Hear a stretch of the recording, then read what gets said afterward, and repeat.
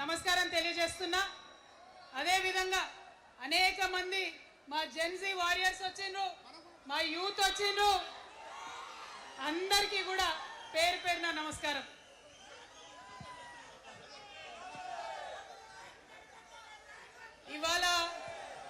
ఇవాళ చాలా చాలా చాలా చాలా మంది ఎదురు చూస్తూ ఉన్నారు ఏం జరుగుతుంది ఈ రాష్ట్రంలో అని.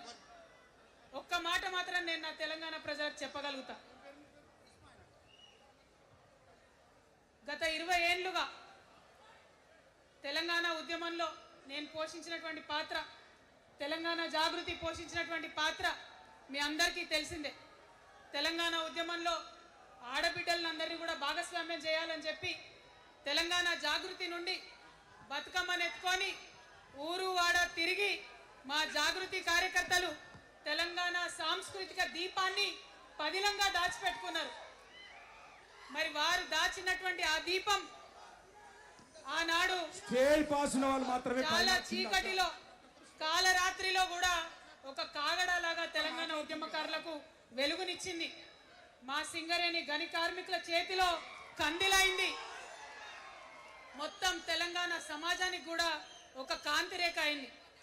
అప్పటి వరకు చాలా మంది మాట్లాడేది, మా స్టూడెంట్స్ అయినా అందరూ కూడా మాట్లాడేది, ఈ ఆంధ్రోళ్ళతోని పంచాయతీ అవుతుందక్క, ఏం చెప్పాలి, మా గురించి ఎట్లా చెప్పుకోవాలి, మన సంస్కృతి గురించి ఎట్లా చెప్పుకోవాలని మాట్లాడినప్పుడు బతుకమ్మ వచ్చిన తర్వాత బలం వచ్చింది.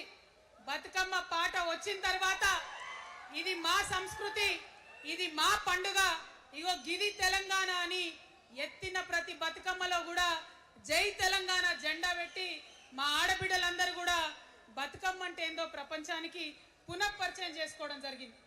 ఏ ఉద్యమానికైనా డెఫినెట్గా భౌగోళిక స్వరూపం ఉంటుంది, శక్తులు ఉంటారు, వ్యక్తులు ఉంటారు, కానీ ఒక సాంస్కృతిక పునాది, సాంస్కృతిక నేపథ్యం ఉన్నప్పుడే ఆ ఉద్యమాలు తుదముత్తాయని చెప్పి అందరం కూడా అనుకుంటాం. తెలంగాణ ఉద్యమానికి బలమైనటువంటి సాంస్కృతిక పునాదినిచ్చి ఆడబిడ్డలందరినీ ఉద్యమంలో జత చేసినటువంటి ఘనత ఇక్కడ ఉండేటటువంటి జాగృతి కార్యకర్తలదేనని నేను ఇవాళ సగర్వంగా ప్రకటిస్తా ఉన్నాను. మరి ఇవాళ మిమ్మల్ని నేను కోరేది ఒకటే, కష్టపడ్డాం, తెలంగాణ తెచ్చుకున్నాం, కానీ మనం కలలు కన్న తెలంగాణ వచ్చి 12 ఏళ్ళైనా ఇంకా కూడా మనకు రాలేదు. ఏమేం కలలతో తెలంగాణ తెచ్చుకున్నామో ఆ కలలన్నీ ఇంకా నిజం కాలేదు. మరి తెలంగాణ ఉద్యమ రథం, ఆనాటి ఉద్యమ రథసారథి కేసీఆర్ గారి నేపథ్యంలో తెలంగాణ ఉద్యమ రథం ఎక్కడనో దారి తప్పింది. తెలంగాణ ప్రజల ఆర్తిని అది అర్థం చేసుకోలేకపోయింది. డెఫినెట్గా సామాజిక తెలంగాణ రథచక్రం అనేది విరిగి ముక్కలైపోయింది. ఒక కొత్త రాష్ట్రం వచ్చిన తర్వాత ఏ తరహా అయితే పని జరగాలో, ఏ తరహా అయితే పనులు ప్రారంభించుకోవాలో అవి జరగలేదని చెప్పడానికి ఒకంత బాధపడతా ఉన్నాను. ఆనాడు ఏమనుకున్నాం, తెలంగాణ రాష్ట్రం వస్తే మనందరి బానిస సంఖ్యలు పోతాయి అనుకున్నాం, కానీ రైతులకు బేడీలు పడ్డాయి, ఇసుక దందా మీద ప్రేమతోని నేరెళ్ళ దళితులకు దెబ్బలు పడ్డాయి, చావులైనాయి. ఒకరిద్దరు కలిసి మాట్లాడుకోవాలంటే ఎవరు ఫోన్ ఎక్కడ మానిటర్ చేస్తుండ్రో అని భయం, వ్యక్తిగత స్వేచ్ఛ లేదు, దారుణమైనటువంటి నిఘా నీడలో తెలంగాణ అంతా కూడా బతికింది. ఇది వాస్తవం. మనం అనుకున్న కలల తెలంగాణ రాలేదన్నది ముమ్మాటికి వాస్తవం. మరి అటువంటి సందర్భంలో నేను ఇవాళ మీ అందరికి ఒక మాట చెప్పాలి. ఆనాడు పరిపాలించిన కుటుంబంలో నేను కూడా ఒక భాగం. ఆనాడు పరిపాలించిన కుటుంబంలో ఒక భాగమైనందుకు కొన్ని విషయాలకు నేను సిగ్గుపడతా ఉన్నాను. తెలంగాణ ప్రజల్ని క్షమించమని కూడా కోరుతా ఉన్నాను. కానీ తెలంగాణ సాధించినందుకు మాత్రం చాలా గర్వపడుతున్నాను. నా జన్మ ధన్యమైందని చెప్పి భావిస్తా ఉన్నాను. మరి అనేకమైనటువంటి తప్పులు జరిగినాయి, అనేకమైనటువంటి నేరాలు జరిగినాయి, అనుకున్నటువంటి తెలంగాణ సాధించుకోలేదు. మరి ఆ తప్పులో ఎక్కడో ఒక దగ్గర నాకు భాగం ఉందని చెప్తున్నప్పుడు మరి కేవలం క్షమాపణ చెప్తే సరిపోతుందా? ఏ తెలంగాణ అయితే కావాలనుకున్నామో, ఏ సామాజిక న్యాయ తెలంగాణ అయితే రావాలని అనుకుంటున్నామో దానికోసం నడుం బిగించి కష్టపడి పని చేయాల్సిన అవసరం కూడా ఉంది.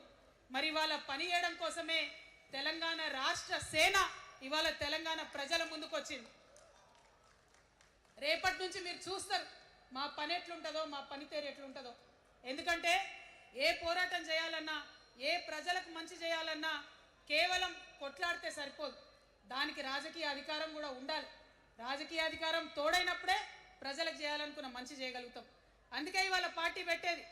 అదర్వైజ్ గత 11 నెలల నుంచి తెలంగాణ జాగృతి చేస్తున్న పోరాటాలు మీరు చూస్తున్నారు. ఎన్ని పోరాటాలు తీసుకున్నాం, ఎన్ని రకాలుగా సక్సెస్ సాధించడం మీరు చూసింది. కానీ ఉట్టి పోరాటాలు సరిపోవు, ఖచ్చితంగా రాజకీయ అధికారం ఉండాలి. దానికోసమే ఇవాళ తెలంగాణ రాష్ట్ర సేన మీ ముందుకు వచ్చిందని చెప్పి నేను సగర్వంగా ప్రకటిస్తూ ఉన్నాను. మరి ఈ పొలిటికల్ పార్టీ ఏదైతే తెలంగాణ ప్రజల కోసం వచ్చిందో అది టెక్నికల్గా అధికారం తెచ్చుకోవడానికి, ఎన్నికల్లో పాల్గొనడానికి డెఫినెట్గా బాగుంటుంది. కానీ దానికి ఒక ఆత్మ ఉండాలి, దానికి ఒక నేపథ్యం ఉండాలి. ఇవాళ బీఆర్ఎస్తో అదే కదా ప్రాబ్లం. టెక్నికల్గా బాగున్నారు, ఎలక్షన్ పోతున్నారు, సీట్లు గెలుస్తున్నారు, కానీ తెలంగాణ ఆత్మను కోల్పోయింది. కాబట్టే ఇవాళ తెలంగాణ రాష్ట్ర సేన వచ్చింది. నేను తెలంగాణ ప్రజలందరికీ చేతులు జోడించి నమస్కరించి ఒక మాట చెప్తున్నా, హార్ట్ఫుల్గా చెప్తున్నా, నా హృదయాంతరాల నుంచి ఒక మాట చెప్తా ఉన్నా. నేను తెలంగాణలో ఉన్న 3.5 కోట్ల మంది తెలంగాణ బిడ్డలందరికీ ఒక అమ్మగా పరిణితి చెందాలనుకుంటున్నా.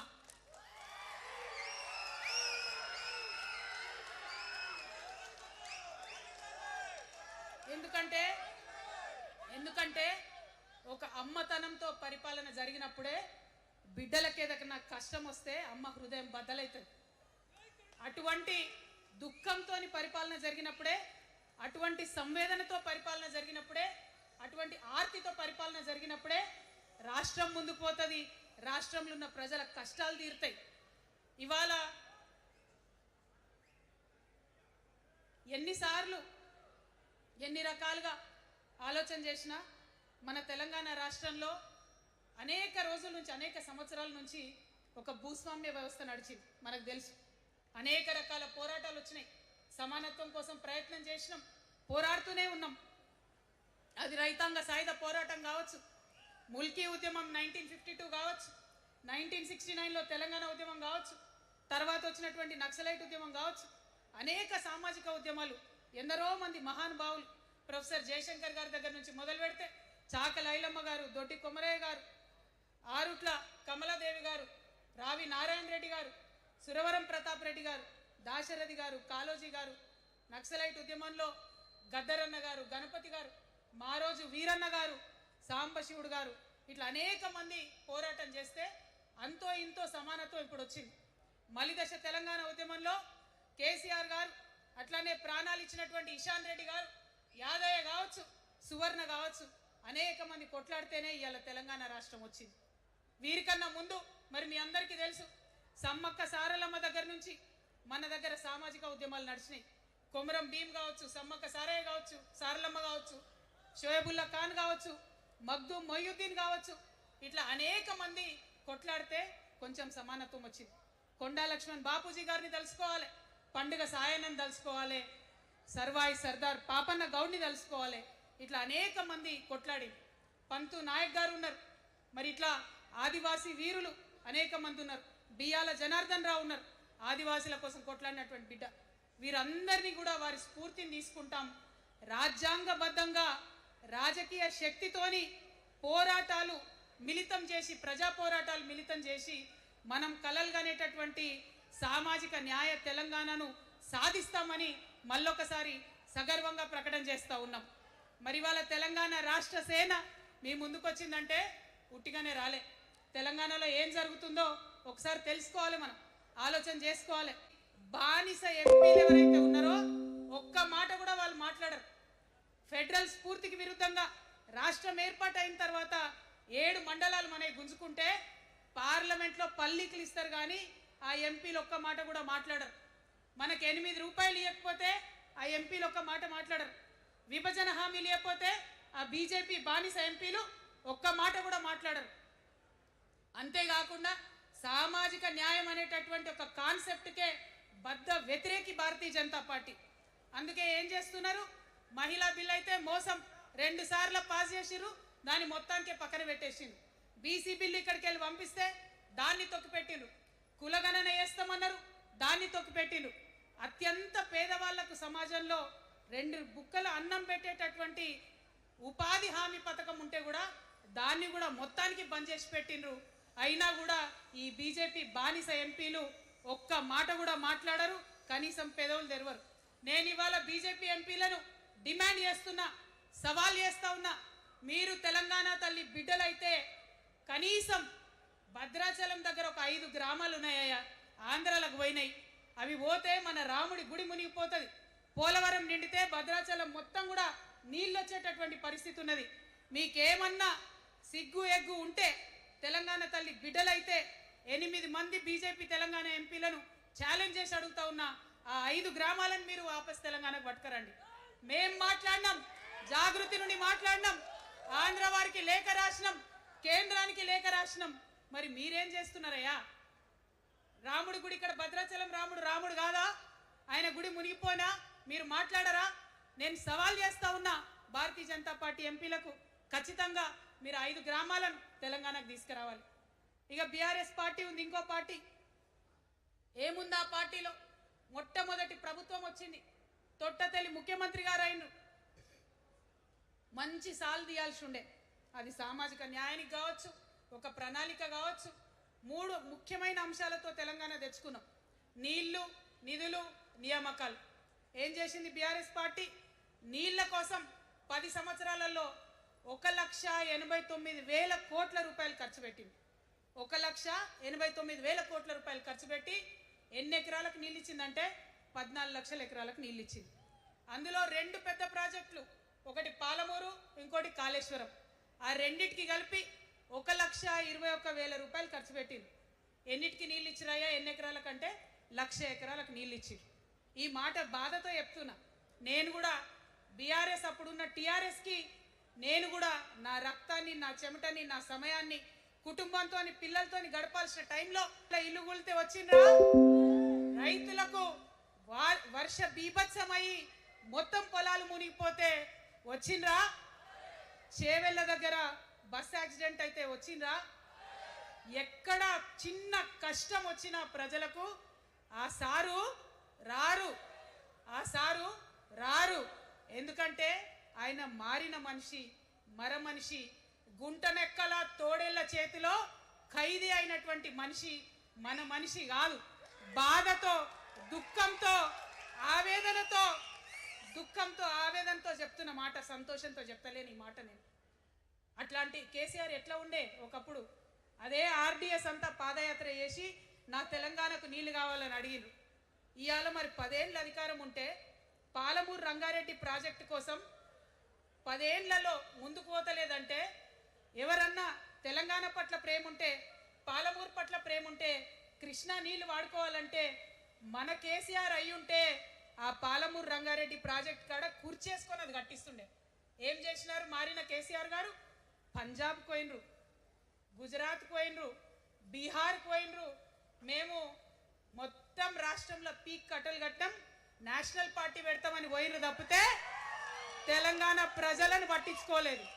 పట్టించుకుని ఉంటే, కేంద్రంతో గొడవ పెట్టుకోకుండా ఉంటే ఇవాళ పాలమూరు రంగారెడ్డి పారకపోతుండేనా? నేను అడుగుతా ఉన్నా స్ట్రేట్గా. ఇన్ని రోజులు నేను ఎన్ని మాటలు మాట్లాడినా బీఆర్ఎస్ పార్టీ నాయకులు ఒక్కరు కూడా బయటకు వస్తలేరు, సమాధానం చెప్తలేరు. దీనికి మీరు సమాధానం చెప్పకపోతే ప్రజలే మిమ్మల్ని బయటకు లాగి సమాధానం చెప్పేటట్టు చేస్తారని కూడా ఈ సందర్భంగా నేను తెలియజేస్తా ఉన్నా. ఒకటే మాట అడుగుతున్నా, మన కేసీఆర్ అయి ఉంటే ఆనాడు తెలంగాణ బిడ్డలు కష్టపడితే బయటకు వచ్చి నా బిడ్డలకు ఇబ్బంది అవుతుందని కొట్లాడిన వ్యక్తి, సింగరేణి గనిలో ఒక కార్మికుడు చనిపోతే అక్కడి దాకా పోయి చూసి వచ్చినటువంటి వ్యక్తి, మరి తెలంగాణ వచ్చినాక ఏమైందా ప్రేమ? అధికారం ముందు మమకారం తగ్గిపోయిందా? ఏం జరిగిందని నేను అడుగుతా ఉన్నా. ఎందుకు ఈ మాట చెప్తా ఉన్నా అంటే, ప్రేమ నాకు కూడా ఉంది. నాకు తండ్రి కావచ్చు, అది వేరే విషయం. కానీ ఒక రాజకీయ నాయకుడిగా వారు ఈ మధ్య రాజకీయ పరిణితి కోల్పోయి మాట్లాడుతూ ఉన్నారు. కేటీఆర్ గారు మాట్లాడిందంటే ఓకే అనుకోవచ్చు, ఆయనకు పెద్దగా తెలియదు పాపం. కానీ కేసీఆర్ గారు కేసీఆర్ గారు అనే మాట ఏంటంటే ప్రజలు తప్పు చేసింది. ఓకే, ఒక సెకండ్ నేను ఒప్పుకొని దాన్ని, ఒక సెకండ్ అనుకుందాం. ప్రజలు తప్పు చేస్తే నేను ఒక తల్లిగా అడుగుతున్నా, నేను నా కొడుకో మాట చెప్తా, వాడు వినలేదనుకో, కింద పడ్డాడు అనుకో, విడిచిపెడతానా? దగ్గర తీసుకొని మంది అనా? ఓకే, ప్రజలు తప్పు చేసిరు అనుకోండి, మీకు అధికారం ఇవ్వలేదు అనుకోండి, ఒక కర్కోటకుడి పాలన నడుస్తుంది అలా తెలంగాణలో. ఇబ్బంది పడుతున్నారు ప్రజలు, గోసపడుతున్నారు, ఏడుస్తున్నారు. ఇండ్లు అన్నీ ఉండి ఇండ్లు గూలగొడుతుంటే, అర్ధరాత్రి ఇంటి మీదకి వచ్చి ఇండ్లు గూలగొడుతుంటే ఆదుకోవాల్సిన అమ్మలాంటి మన పాత కేసీఆర్ ఏడి? ఎక్కడున్నాడు? ఇది మనం అడగాల్సింది. అందుకోసమే నేను ఈ నిర్ణయం తీసుకున్నది. నన్ను పార్టీలోంచి బయటకేస్తే నేను వెంటనే పార్టీ పెట్టలే. ఆనాడు కూడా చెప్పిన, నేను ఆలోచన చేస్తున్నా, మారతారేమో అని చూసిన, పదే వేచి చూసిన. ఇవాళ నన్ను పార్టీలోకి వెళ్ళి సస్పెండ్ చేసి 10 నెలలైంది. నాకు నిజంగా మంచిగానే అయింది. ఎందుకు తెలుసా?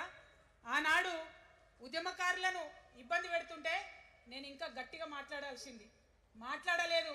ఆనాడు మీకు జరిగింది, ఇవాళ నాకు జరిగింది. కొత్త ఏం లేదు. కేసీఆర్ కోసం, టిఆర్ఎస్ పార్టీ కోసం, ఆనాడు తెలంగాణ ఉద్యమం కోసం ఇండ్లు అమ్ముకొని, భూములు అమ్ముకొని, ప్రతి ఊర్లో టిఆర్ఎస్ కండువా వేసుకొని పోరాటం చేసినటువంటి కార్యకర్తలు ఎక్కడున్నారు ఇవాళ? ఒక్క గుళ్ళ మెంబర్ ఇయర్ రాలేదా? ఒక్క గుడి చైర్మన్ ఇయర్ రాలేదా? తెలంగాణను వ్యతిరేకించి ఉద్యమాన్ని తొక్కిపట్టి మన మీద లాఠీలు పెట్టి కొట్టినటువంటి వాళ్ళకు తీసుకొచ్చి ఎమ్మెల్యే సీట్లు ఇచ్చి, వాళ్ళ అనుచరులు వచ్చి మిడతల దండలాగా మన కార్యకర్తల మీద పడితే, తల్లి కోడి కాపాడుకున్నట్టు పిల్లల్ని కాపాడుకోవాల్సిన మన కేసీఆర్ ఏడవైంది. వచ్చిందా ఎవరికన్నా పదవులు? ప్రతి సంవత్సరం రాష్ట్రం మొత్తంలో పోస్టులు నింపితే 6,000 పైచిలకు నామినేటెడ్ పోస్టులు వస్తాయి తెలుసా? అంటే 10 ఏళ్లలో 2 ఏళ్లకోసారి నామినేటెడ్ పోస్టులు వేసినా ఒక 30,000 మందికి దాదాపుగా ఏదో ఒక గౌరవం. ఏం కావాలి మనకు ఉద్యమకారులకు చెప్పండి? ఏం కావాలి? కండువా వేసుకొని పిచ్చోళ్ళ లెక్క తిరిగినందుకు, మన ఇంటోళ్ళని విడిచిపెట్టి తిరిగినందుకు ఇంత మర్యాద కావాలి. మా సార్ నన్ను గుర్తుపట్టిండా, మా పార్టీ నన్ను గుర్తుపట్టింది, నాకేదో చిన్న పదవి ఇచ్చిరని చెప్పుకుంటే ఒక మర్యాద ఉంటుంది. వచ్చిందా మనకు ఆ మర్యాద? ఎక్కడన్నా వచ్చిందా? ఆనాడు అవహేళన చేసిండ్రు, పార్టీలకు వచ్చి మళ్ళీ అవహేళన చేసిండ్రు. అంటే ఎప్పుడైతే అధికారం వచ్చిందో అప్పుడు అమ్మతనం పోయింది, ఎప్పుడైతే అధికారం వచ్చిందో అప్పుడు మమకారం పోయింది. అందుకే అంటున్నా, ఆయన మన కేసీఆర్ కాదు, మారిన కేసీఆర్, మరబొమ్మ లాంటి కేసీఆర్. కాబట్టే ఇవాళ నేను నిలబడి యుద్ధం చేస్తా ఉన్నా. ఈ గడ్డకు ఈ తెలంగాణ రాష్ట్రానికి ప్రాణాలు అడ్డం పెట్టుకొని మన ప్రజలను కాపాడాల్సినటువంటి వ్యక్తులు కావాలి. అటువంటి సైన్యం కావాలి. సైన్యం అయిదామా? సిద్ధంగా ఉన్నారా? ఎట్లయితే ఉద్యమం అప్పుడు కడుపు కట్టుకొని కాలు కట్టుకొని పనిచేసినామో ఇప్పుడు అట్లా పనిచేయాల్సినటువంటి అవసరం ఉన్నది. ఇవాళ ఒక్క పాలమూరు రంగారెడ్డి కాదు, కాళేశ్వరంలో జరిగినటువంటి అవినీతి. ఒక మాట ఆలోచించాలి. మన కేసీఆర్ అయితే ఏమన్నాడు అప్పుడు ఉద్యమంలో? నా బిడ్డ కానీ నా కొడుకు కానీ తప్పు చేస్తే తీసి పారేస్తా పార్టీలకు వెళ్ళన్నాడు. ఇవాళ నేనేం చేసిందే మీకు తెలియదా? నేనేం చేసినా కాళేశ్వరంలో అవినీతి జరిగిందన్నమాట చెప్పిన. అంటే అవినీతి జరిగిందని చెప్పిన నన్ను బయటేసి అవినీతి చేసిన పందికొక్కుల్ని పక్కన కూర్చోబెట్టుకున్నారు చూడు. అది మన కేసీఆర్ కాదు. ఆత్మలేని మరబొమ్మ ఇప్పుడున్న కేసీఆర్. మన కేసీఆర్ కాదు. మన కేసీఆర్ అయితే కళ్ళెత్తి చూసే ధైర్యం ఉండకుంటుండే, కాళ్ళు మొక్కేటటువంటి తత్వం ఉంటుండే. ఇవాళ అది మన కేసీఆర్ కాదు. కాబట్టే ఎదురుగా నిలబడి కొట్లాడుతా. నాతో కలిసి వస్తారా? సిద్ధమేనా? ఇవాళ బీఆర్ఎస్ పార్టీ చేస్తున్నటువంటి అనేక తప్పులు, అనేక అంశాలు ఉన్నాయి. ఒకటి కాదు, రెండు కాదు. ఇది ప్రారంభం మాత్రమే. మొదలు పెట్టినాం, జస్ట్ ఇల్లలికినాం. In front there is crocodiles festival. తర్వాత చాలా చెప్పేది ఉంది, అప్పుడు చెప్దాం. ఇప్పుడు ఏం జరుగుతుంది ఈ రాష్ట్రంలో? ఒక కర్కోటకుడు ఆయన పరిపాలన జరుగుతుంది. బాధ అనిపిస్తుంది ఒక పొలిటికల్ లీడర్ని కర్కోటకుడు అనాలంటే. కానీ అనక తప్పని పరిస్థితి. ఎందుకంటే ఎందుకంటే మొన్న ఖమ్మంలో వెలుగుమట్లలో అన్ని పర్మిషన్స్ ఉన్నాయి, అన్ని కాయిదాలు ఉన్నాయి. అర్ధరాత్రి పోయి ఇల్లు కూలగొడితే ఒక నిండు గర్భిణి టెన్షన్తోని అబార్షన్ అయిపోతే ఆ తండ్రి ఏడ్చిన ఏడ్పులు, ఆ తండ్రి రోదన ఇంకా కూడా ఈ చెవులకు వినబడుతుంది. కాబట్టి ఇప్పుడున్న సీఎంని కర్కోటకుడనే అంట, హిట్లర్ అనే అంట. 2 నెలల చిన్న పాప పసికందు కుమ్మెర గ్రామంలో చచ్చిపోతే ఇప్పటి వరకు కూడా కేసు పెడతలేరు.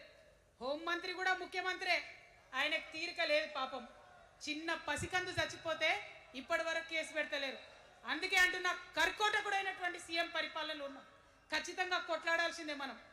మనం ఏదైతే గురుకులాలు ఉన్నాయో వాటిలో విషం పెట్టి పిల్లల్ని చంపుతా ఉన్నారు. అయినా సరే విద్యాశాఖ మంత్రిగా ఉన్న సీఎం మాట్లాడతలేడు. అందుకే కర్కోటకుడు అంటా ఉన్నాం, అందుకే హిట్లర్ అంటా ఉన్నాం. కర్ల రాజేష్ అనేటటువంటి దళిత యువకుడు కస్టడీలో చచ్చిపోతే ఇప్పటి వరకు కూడా దానికి బాధ్యులైన పోలీసులను ఏం చర్యలు తీసుకోలేదు వాళ్ళ మీద. అందుకే కర్కోటకుడు అంటా ఉన్నాం, అందుకే హిట్లర్ అంటా ఉన్నాం. పిడికిలి బిగించి ఇప్పుడున్నటువంటి రాక్షస కాంగ్రెస్ పైన ఖచ్చితంగా కొట్లాడతాం, అందరికన్నా ఎక్కువ కొట్లాడతాం. ఇప్పుడు మనమే ప్రధాన ప్రతిపక్షం అవుతాం, 2 ఏళ్ల తర్వాత మనమే అధికార పక్షం అవుతాం. ఖచ్చితంగా అధికారంలోకి వస్తాం. ఎందుకోసం వస్తాం అంటే నేను ఒక మాట చెప్పాలి. అందరినీ మనం మాటలు అంటున్నాం కదా, we are opposing everybody, we are criticising everybody. But what is the solution? Don't oppose without propose అని కాన్షీరామ్ గారు చెప్పారు, నేను చెప్పలే. Don't oppose without proposal. So నేను కొన్ని ప్రపోజల్స్ తెలంగాణ ప్రజల ముందు పెట్టాలనుకుంటున్నా. నేను ఈ 3 పార్టీలు అధర్మంతో నిండిపోయినాయి, అవినీతితో నిండిపోయినాయి, బంధుప్రీతితో నిండిపోయినాయి, కుటుంబ అవినీతి పరిపాలనతో నిండిపోయినాయి. కాబట్టి నేను ఒక ప్రపోజల్ చెప్తున్నా. ఈ 3 పార్టీల మీద ఆనాడు భగవంతుడు శ్రీకృష్ణుడు చెప్పినట్టు పాంచజన్యం, ఆయన శంఖం పేరు, యుద్ధంకి ముందు పాంచజన్యం ఎట్లయితే పూరిస్తారో మనం కూడా పాంచజన్యం పూరిద్దాం. ఒక 5 అంశాలను ప్రధానంగా తీసుకుందాం. ఆ 5 అంశాల కోసం ఇప్పుడు కొట్లాడదాం. రేపు ప్రభుత్వంలోకి వచ్చిన తర్వాత మన ప్రజలకు ఇద్దాం. ఏం అంశాలు అవి? మొట్టమొదటిది విద్య. ఇవాళ గవర్నమెంట్ స్కూల్స్ అంటే ఆనాడు కేసీఆర్ గారు స్కూల్ బంద్ చేసుకుంటూ వచ్చారు, అదే రేవంత్ రెడ్డి గారు కొనసాగిస్తున్నారు. ఎక్కడా కూడా ప్రభుత్వ పాఠశాలలలో వసతులు లేవు. వాష్రూమ్ ఉండదు, వాచ్మెన్ ఉండడు, అటెండర్ ఉండడు, పిల్లలే పోయి బెల్లు కొట్టుకోవాలి, పిల్లలే పోయి బాత్రూమ్లు కడుక్కోవాలి, మంచినీళ్ళు ఉండవు, భయంకరమైన పరిస్థితి ఉంది. నేనేమంటా అంటే గుడిని ఎంత పవిత్రంగా చూస్తామో బడిని కూడా అంతే పవిత్రంగా చూడాలి. గుడిని ఎంత పవిత్రంగా చూస్తామో బడిని అంత పవిత్రంగా చూడాలి. కాబట్టి నేను ఒక మాట అంటున్నా, ప్రతి ఊర్లో ఒక బడి ఉండాలి, ప్రతి తరగతికి ఒక టీచర్ ఉండాలి. ప్రతి ఊర్లో ఒక బడి ఉండాలి, ప్రతి తరగతిలో ఒక టీచర్ ఉండాలి. ఖచ్చితంగా అట్లా జరిగినట్టయితే ప్రభుత్వ పాఠశాలలు మంచిగా అవుతాయి. మరి నా పేద మధ్యతరగతి ఆడబిడ్డలు, మా అక్కలు అమ్మలు అనుకుంటున్నారు, అక్క మరి ఆల్రెడీ మా పిల్లలు ప్రైవేట్ స్కూళ్ళలో చదువుతున్నారు, వాళ్ళ సంగతి ఏందని. నేను మాట ఇస్తా ఉన్నా, ఇవాళ మన ప్రభుత్వం వస్తుంది, ఖచ్చితంగా వస్తుంది. ఎందుకంటే ప్రభుత్వంలో వచ్చేది మీ అమ్మ కాబట్టి అమ్మ జేబు చూడదు, కడుపు చూస్తుంది. అమ్మ జేబు చూడదు, కడుపు చూస్తుంది. కాబట్టి మీ పిల్లలు ప్రైవేట్ పాఠశాలలో చదువుతున్నా, ఎంతవరకు చదువుకున్నా కంప్లీట్గా మీ మీద ఒక్క రూపాయి కూడా భారం పడకుండా చదివించే బాధ్యత మేము తీసుకుంటాం. అది ప్రైవేట్ పాఠశాలలు కానీ, డాక్టర్ కానీ, ఇంజనీర్ కానీ, రాకెట్ సైంటిస్ట్ కానీ మన తెలంగాణ బిడ్డలు చదువుకుంటే ఒక్క రూపాయి కూడా పేద మధ్యతరగతి వాళ్ళ మీద భారం పడకుండా ఉచిత విద్యను అందించే బాధ్యత నేను నా తెలంగాణ బిడ్డల కోసం తీసుకుంటా అని ఈ సందర్భంగా తెలియజేస్తున్నా. ఇవాళ పరిస్థితి ఏంటిది? యూనివర్సిటీలో ఉన్న పిల్లలు అంతకుముందు తెలంగాణ రాకముందు నేను చూసిన రక్తం అమ్ముకునేది డబ్బులు లేకపోతే. ఇవాళ ఏం చేస్తున్నారు? బావర్చి కాడ గిగ్ వర్కర్ లెక్క గోడ మీద కూర్చొని వెయిట్ చేస్తున్నారు. అవునా కదా? ఎందుకంటే ఆ గిగ్ వర్కర్ చేస్తే అంతో ఎంతో పైసలు వస్తాయి, పేరెంట్స్ మీద ఆధారపడకుండా ఉండొచ్చు అని. మరి యూనివర్సిటీలను పట్టించుకున్నామా బీఆర్ఎస్లో ఉన్నప్పుడు? 10 ఏళ్ళు ఒక్క రూపాయి కూడా ఇవ్వలేదు యూనివర్సిటీకి. ఆ యూనివర్సిటీ మిత్రులకు, పాఠశాలలో ఉన్నటువంటి వారందరికీ నేను ఒకటే ప్రపోజల్ చేస్తున్నా, మీరు ఎంత చదువుకుంటారో చదువుకోండి, ఒక్క రూపాయి కూడా మీ మీద భారం పడకుండా చదివించే బాధ్యత తెలంగాణ రాష్ట్ర సేన తీసుకుంటుంది. ప్రైవేట్ పాఠశాలలు కూడా బాగుంటాయి, ప్రభుత్వ పాఠశాలలు కూడా బాగుంటాయి, కానీ భారం తల్లిదండ్రుల మీద పడదు. అది మీ అమ్మ ప్రభుత్వంలో జరగబోతుందని, మీ తల్లి ప్రభుత్వంలో జరగబోతుందని మీకు మాటిస్తా ఉన్నా. సెకండ్, మనకేమవుతుంది, మన తెలంగాణలో పేద మధ్యతరగతి ప్రజలకు ఏమవుతుంది? ఎవరన్నా ఇంట్లో రోగం వస్తే, ఒక యాక్సిడెంట్ అయితే ఇల్లు గుల్లవుతుంది. అందుకే ఆలోచన చేసి వైద్యం గురించి ఒక నిర్ణయం తీసుకున్నా. మన రెండో అంశం పాంచజన్యంలో వైద్యం కోసం అనేక అగచాట్లు పడుతున్నారు, అనేక ఇబ్బందులు పడుతూ ఉన్నారు. నేను ఒకటే మాట ఇస్తా ఉన్నా, ఏ రోగమన్నా రాని, ఎంత పెద్ద హాస్పిటల్ అన్నా కానీ, మన తెలంగాణలో మన జబ్బు ఎక్కడ తగ్గుతుందో అక్కడ మీ జేబులకెళ్ళి ఒక్క రూపాయి ఖర్చు కాకుండా ఉచిత వైద్యం అందించే బాధ్యత మేము తీసుకుంటా ఉన్నాం. ఉచితంగా విద్య ఇచ్చి, ఉచితంగా వైద్యం ఇచ్చినాక నా తెలంగాణ బిడ్డల మీద నాకు నమ్మకం ఉంది. మనం కష్టపడే బిడ్డలం, మీరే పైసలు సంపాదించి ఇస్తారు, మీరే రాష్ట్రాన్ని ముందుకు తీసుకుపోతారు, అవునా కదా? ఉచిత విద్య, ఉచిత వైద్యం మన రెండు అంశాలు పాంచజన్యంలో. మూడవది వ్యవసాయం. మా రైతన్నలు ఉన్నారు, మా రైతన్నలు ఎంతో కష్టపడి మరి పంటలు పండించి చెమటలు కక్కి మనందరికి అన్నం పెడతారు. మీ అందరినీ నేను కోరేది ఒకటే, ఇవాళ అందరూ అర్రాస్ పాట పాడినట్టు నీకు ఎకరానికి ఇంత ఇస్తా అని చెప్పి మాట్లాడుతున్నారు తప్పితే మనకున్న కష్టం ఎవరైనా తీరుస్తున్నారా? ఏం కష్టం ఉంటుంది రైతుకి? భూమి కష్టం ఉంటుంది, చెప్పుకోవాలి, భూమి మీద దాని ఇబ్బంది ఉంది. ఎంఆర్ఓ ఆఫీస్ పోతే మనని ఎవడన్నా రాణిస్తాడా? మాట్లాడతాడా? నీ దోతి బాగలేదు, నీ అంగి బాగలేదు, నీ కాళ్ళకు మట్టి ఉండే, నీ చెప్పులకు మట్టి ఉండే, రానియరు. అదే సూటు బూట్ వేసుకొని ఎవరన్నా వస్తే ఏం చేస్తారు? పిలిచి కూసోబెట్టి, చేంబర్లో కూసోబెట్టి, చాయ్ ఇచ్చి, కాఫీ ఇచ్చి అన్ని పనులు చేసి పంపుతారు. మన ప్రభుత్వం రాబోతా ఉంది. ఆ ప్రభుత్వంలో రైతే రాజు అనేటటువంటి నినాదాన్ని నిజం చేస్తాం. ప్రతి ఆఫీస్లో, అది ఎంఆర్ఓ ఆఫీస్ కానీ, కలెక్టర్ ఆఫీస్ కానీ, ప్రతి ప్రభుత్వ ఆఫీస్లో నేను రైతునని పోతే సపరేట్ కౌంటర్ ఉండాల్సిందే, కుర్చీ మీద కూసోబెట్టాల్సిందే, మీకు పని చేసి పెట్టాల్సిందేనని ఈ సందర్భంగా నేను తెలియజేస్తా ఉన్నా. నేను రైతునని గర్వంగా చెప్పుకునే విధంగా మేము పరిపాలన చేస్తాం. అది కాకుండా మిగతా ఏదైతే టైంకి రావాల్సిన కరెంటు, ఇప్పుడు రేవంత్ రెడ్డి గారి దయ వల్ల మళ్ళా రాత్రిపూట కరెంట్ వస్తుంది, అట్లా ఉండదు. రేపు మన ప్రభుత్వం వస్తుంది, టీఆర్ఎస్ ప్రభుత్వం వస్తుంది. వచ్చినాక 24 గంటలు నాణ్యమైన కరెంటు, పొద్దుటిపూట కరెంటు, రైతులకు ఉచిత కరెంట్ ఇస్తాం. అదేవిధంగా యూరియా కావచ్చు, కొనుగోలు కేంద్రాలు కావచ్చు, మీరు ఎక్కడ పోయి అడగాల్సిన అవసరం లేకుండా అన్నీ మీ దగ్గరకు వచ్చేటట్టు చేస్తాం. మరి అనేక అంశాలు ఉన్నాయి రైతుల గురించి మాట్లాడేటి. ఇప్పుడు ఎంత గోసపడుతున్నారో తెలుసు. ఒక్కొక్కటి మాట్లాడుకుంటూ వెళ్దాం. రైతుని రాజుని చేసేది నినాదంగా ఉండే దాన్ని నిజం చేస్తామని మాత్రం మీ చెల్లెగా, సోదరిగా నేను మీకు మాట ఇస్తా ఉన్నాను. ఇక 4వ అంశం ఉపాధి. మనకి ఇక్కడ చాలా యూత్ ఉన్నారు. మిమ్మల్ని అందరూ నేను ఒక మాట చెప్తా ఉన్నా, ఒక మాట అడుగుతా ఉన్నా. ప్రతి ప్రభుత్వం ఏం చెప్తుంది? ప్రతి ప్రభుత్వం స్వతంత్రం వచ్చినప్పటి నుంచి ఇప్పటి వరకు ఏం చెప్తారు? ఉద్యోగాలు ఇస్తాం, ఉద్యోగాలు ఇస్తాం, ఉద్యోగాలు ఇస్తాం, అవునా? అసలు నాకు మాట తెలియక అడుగుతా. ఒక యువ మిత్రుడు ఉంటే, ఒక యువతి ఉంటే, నేను వ్యాపారం చేసుకోవాలనా, నేను ఉద్యోగం చేసుకోవాలనా, నేను కళారంగానికి పోవాలనా, నేను ఇంకోటి కావాలనా అనే స్వేచ్ఛ నాకు ఉండాలి కదా, నాకు ఉండాలి. కానీ ప్రభుత్వాలు మనకేం చెప్తాయి? నువ్వు ఉద్యోగం చేయి, 9 to 5 ఉద్యోగం చేయి, బానిస బతుకు అనేటటువంటి కండిషనింగ్ చేస్తూ ఉన్నాయి. ఇప్పుడు చాలామంది యూత్తో నేను మాట్లాడినా, నాకు ఒక మాట చెప్తా ఉన్నారు, అక్క మా పరిస్థితి ఎంత ఘోరం ఉందంటే బయట ఉద్యోగం దొరుకుతలేదు చదువుకున్న చదువుకి. మా అమ్మ సెల్ఫ్ హెల్ప్ గ్రూప్లో ఉండి ఆమె 2 లక్షల రూపాయలు తీసుకొచ్చి ఇస్తే నేను బండి కొనుక్కోవాలి, ఆమె 3 లక్షల రూపాయలు తీసుకొచ్చి నాకు ఇస్తే నేను ఆటో కొనుక్కొని నడుపుకోవాలి. వయసు వచ్చిన కొడుకుని, వయసు వచ్చిన బిడ్డని తల్లి దగ్గర చేయి జాపాలంటే నామోష్ అనిపిస్తుంది అక్క అని అనేక మంది చెప్పారు. అందుకే నేను చెప్తా ఉన్నా, ఉపాధి అంటే కేవలం ఉద్యోగం కాదు.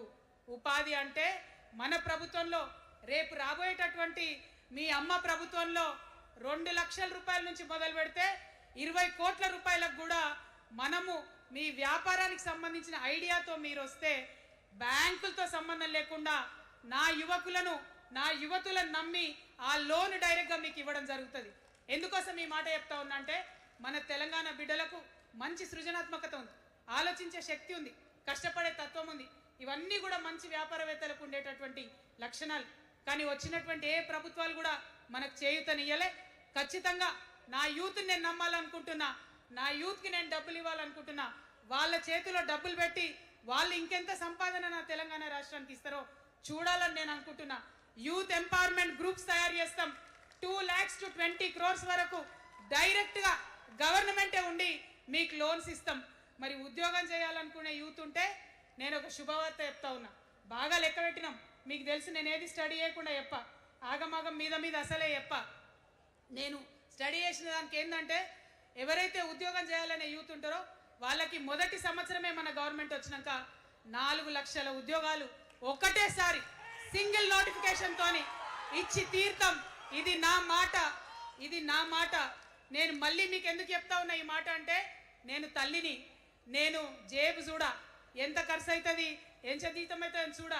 నా కొడుకు కడుపులో ఉన్న బాధను, వాడి ఆత్మగౌరవాన్ని, నా బిడ్డ బాధను, ఆమె చదువుకున్న చదువుకి రావాల్సిన ఉద్యోగాన్ని దాన్నే చూస్తా. కాబట్టి మొదటి సంవత్సరమే 4 లక్షల ఉద్యోగాలు ఇస్తాం. మరి మన ఉద్యమకారులు ఇంతమంది వాళ్ళ వయసుని, వాళ్ళ యవ్వనాన్ని, వాళ్ళు సంపాదించుకునేటటువంటి మొత్తం వయసును కూడా ఉద్యమానికి దారపోసిరు. కాబట్టి నేను ఉద్యమకారుల కోసం ప్రత్యేకించి జూన్ 2, 2014 వరకు కట్ ఆఫ్ డేట్ పెట్టుకొని ఆనాటి ఉద్యమకారులకి 1 లక్ష ఉద్యోగాలు, సూపర్ న్యూమరరీ జాబ్స్ క్రియేట్ చేయబోతా ఉన్నామని కూడా ఈ సందర్భంగా తెలియజేస్తున్నా. అంటే ఇవన్నీ తెలంగాణ ఉద్యమంలో, తెలంగాణ రాష్ట్ర సాధనలో మీరు చేసిన ప్రయత్నానికి, మీ రుణం తీర్చుకోవడానికి నేను చేస్తున్న ఈ ప్రయత్నం అని చెప్పి ఈ సందర్భంగా తెలియజేస్తా ఉన్నా. మరిగా మన పాంచజన్యంలో 5వ అంశం, ఆఖరి అంశం, అతి ముఖ్యమైనటువంటి అంశం సామాజిక న్యాయం. సామాజిక న్యాయ తెలంగాణ సాధించాల్సిందే. మన ఎస్సీ మిత్రులకు, ఎస్టీ మిత్రులకు, అగ్రవర్ణాల్లో ఉన్నటువంటి పేదవారికి, బీసీలకు అందరికీ న్యాయం జరగాలి.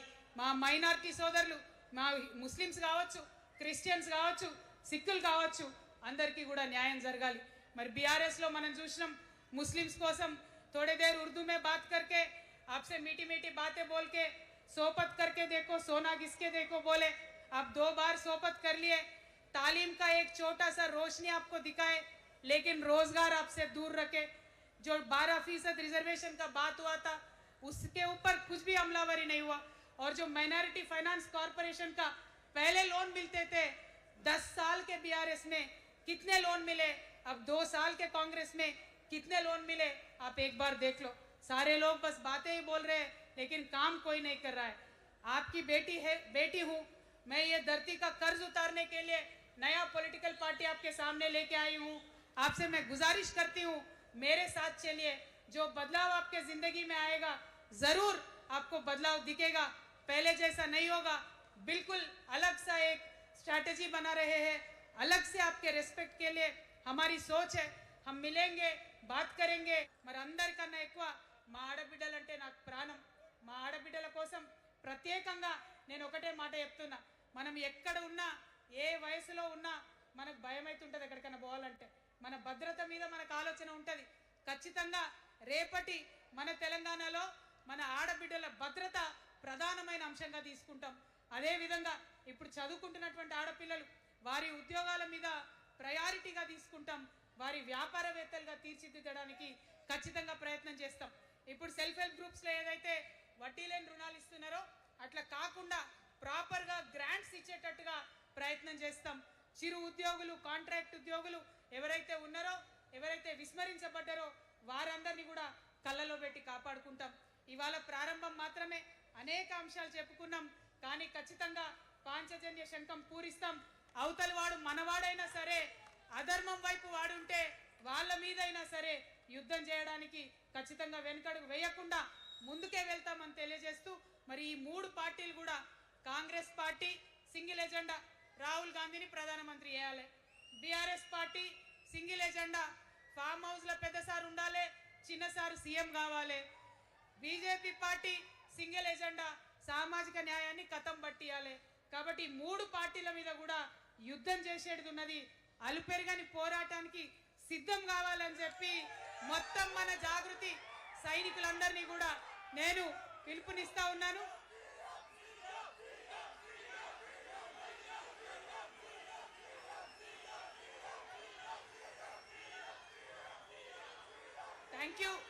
Thank you.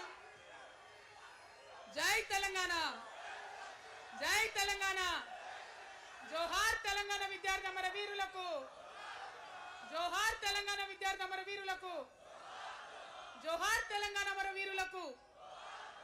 జై తెలంగాణ, జై టిఆర్ఎస్, జై టిఆర్ఎస్, జై టిఆర్ఎస్. టిఆర్ఎస్ అంటే జిందాబాద్ అనాలి.